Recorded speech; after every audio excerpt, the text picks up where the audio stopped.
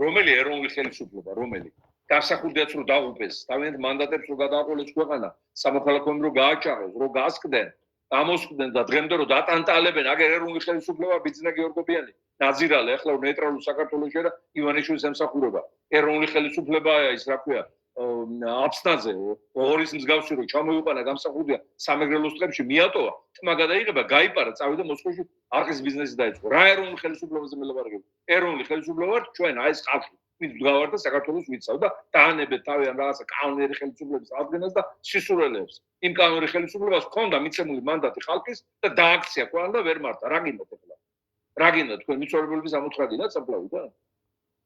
ასე ახლა სრულად ლეგიტიმური ასეთი ხელისუფლება არ არის. მათ შორის არც ამერიკის ხელისუფლება, იმიტომ რომ გამოეყვნენ თავიანთ კანონიერ მებატრონეს ბრიტანეთს.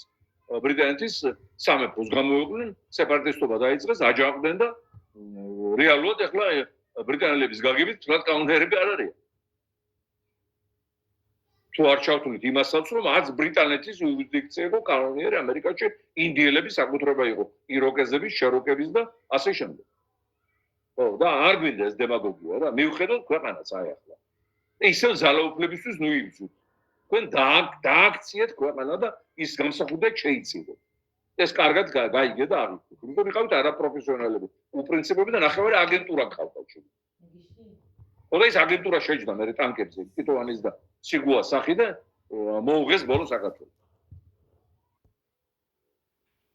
აუზეპირებიეთ ეს რაღაც ავანტყოფური ტექსტები.